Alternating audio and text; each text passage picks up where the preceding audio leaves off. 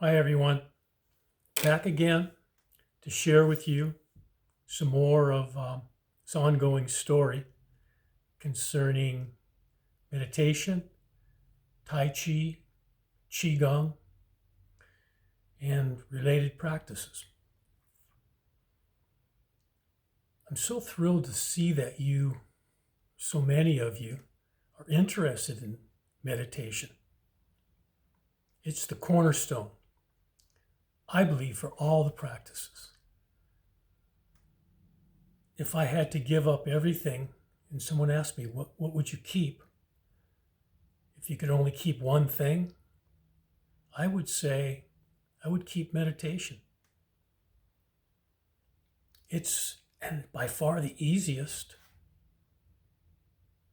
and then again, the hardest. Because what you're doing is you're dealing with your wild mind. You're dealing with taming your wild mind. The ancient seers, the rishis, that a lot of these practices came out of from the East, the Far East. Realize this, that the mind is like a wild animal that has to be tamed. And they found that the only way to tame it is just to let go. You don't try to not think, because thinking is what the mind or the brain does. So you find ways. One of the most effective ways is using your breathing. Just to keep coming back to your breathing. Each time you notice that your mind is wandering, you come back to your breath. That's the essence of meditation. It's that simple in that respect. And then when you begin to try it, you'll see how many times you fall back into this pattern, these habits of thinking. The thoughts. It's said we have thousands of thoughts a day.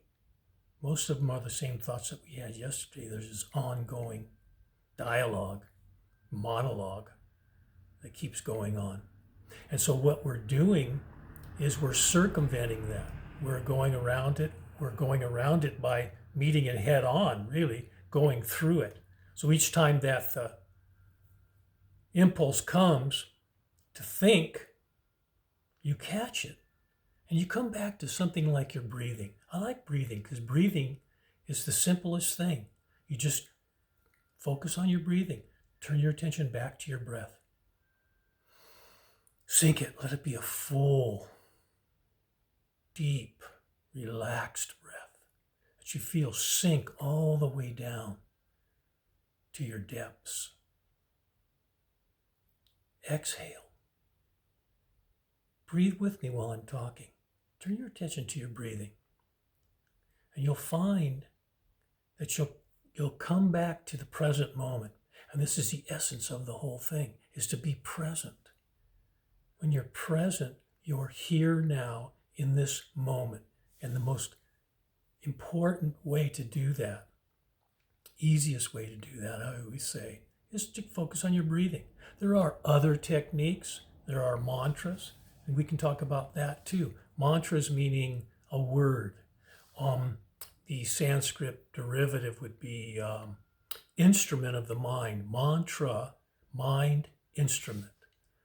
So it's a tool. It's a tool that we use to bring the thinking mind back into the present moment.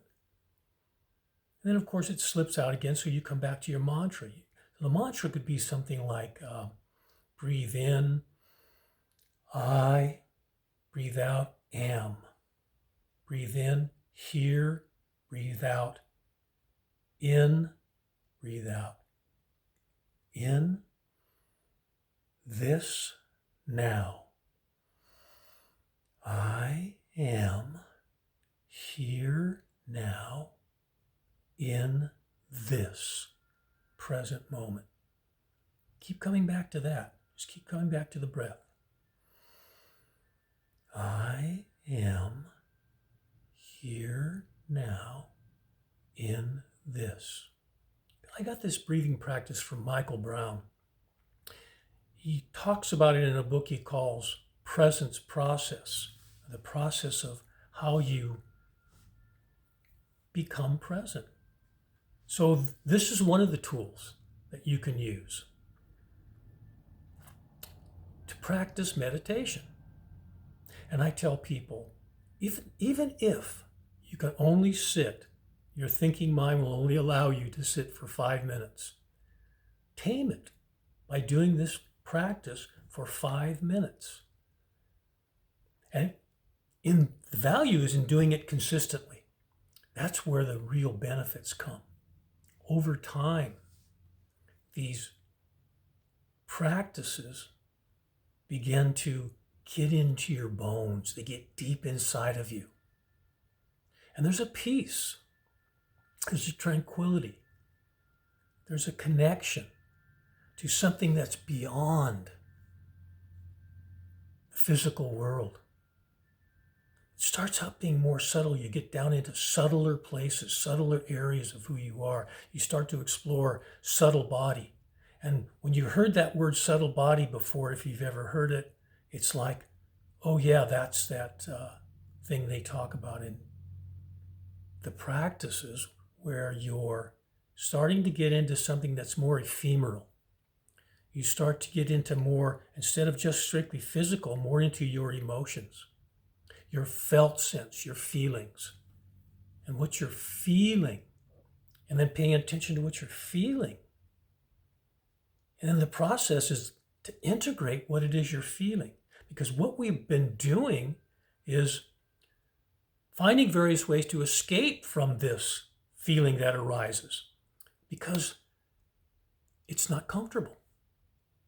It's not comfortable, so we use certain things to bring ourselves away from it, more or less to numb ourselves so that we don't feel the discomfort that is arising.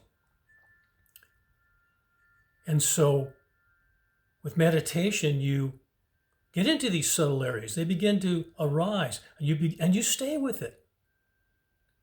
And just, instead of trying to go around it, or under it, or over it, you go through it. And in the process of going through it, you integrate it. That's all it wanted to do. That's all this discomfort wanted to do. And we do all of these machinations to try to not feel that discomfort. And so the whole idea is don't run from it anymore. Just sit. Just sit. And if you said you're going to sit for 5 minutes, sit for 5 minutes. Don't be tempted to say things like, this isn't working. All I'm doing is thinking. I could be doing things that are more productive. That's just your ego. That's just that thinking mind trying to stay in control. When you release that, when you let go of that, what begins to happen is you begin to enter into this subtle world. The subtle world of a world beyond your senses. That's maybe even more real than what we've been experiencing in the physical world, in the world of the senses. I am here now in this puts you in the present moment. And you begin to get grounded in your being, so that you're no longer a human doing, you're a human being. You start to understand what being means. So often in our culture, we're almost blindsided by this belief system that says, oh, you have to be doing something. If you're not doing something, you're not productive, you're not achieving, you're not acquiring, therefore you're failing. And that hurts. We don't want to not do, but this new doing comes out of being. You let the doing come out of the being. From that peaceful place bubbles up guidance. We are getting in touch with who we really, really, really, really are. Not the physical body. We are realizing that the physical body is the smallest part of who we are, the very tip of who we are, the very tip of this vastness of who we are. It encompasses the universe. In fact, we're learning through these practices that we're not in the world. The world is inside of us. We are the universe. Sanskrit says, Aham Brahmasmi, I am the universe. It just turns everything on its head. It turns everything around. And so then, with everything being turned around, we start to look at the world in a different way. The world is inside of me. So that means what is arising in your experience in the so-called external world is the result of what's been occurring within you, in your deep, deep thoughts and desires. When you look out into the external world, that's what's arising. That's what you're creating. You're creating it from this place within you, based on your belief system. We get in touch with what your core beliefs are, and you'll know what happened. I want to be talking more about this, but I want to leave you with this idea of just sitting. Just sit. Just focus on your breathing. Find a quiet place where you won't be disturbed. It's the best way to do it. And then just breathe. Just sit. And if it's 5 minutes, fine. If you can go 10, 15, a half hour, even better. If you could do that twice a day, even better. And then we'll talk about adding some things to that, like a yoga practice. Some of you you're already practicing yoga. So you're using the physical body to explore the subtle body. And you get the feedback from the physical body. You begin to learn these asanas, and we'll talk more about that. Today I want to leave you with just this idea that Aham Brahmasmi means you are the universe. And all of this creation, as you look around you and you look at your life, is yours. If you like it, fine. Keep doing what you've been doing. If you don't like it, pay attention. Know that it's coming from deep inside of you, and as you get in touch with these places deep inside of yourself, those changes will occur. They will occur. You'll be confronted with certain things that you previously ran from, that you previously used some type of sedative, whether it be anything from food to sex to television, to not feel it, to numb yourself.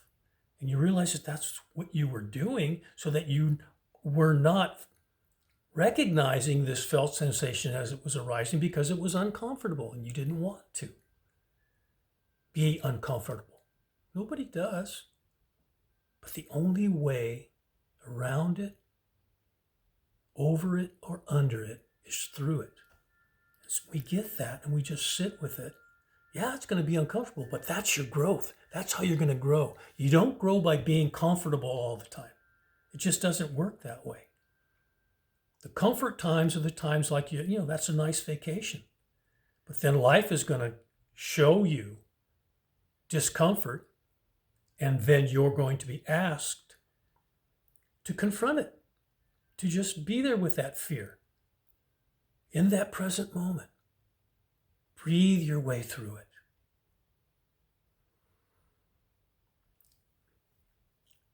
Namaste.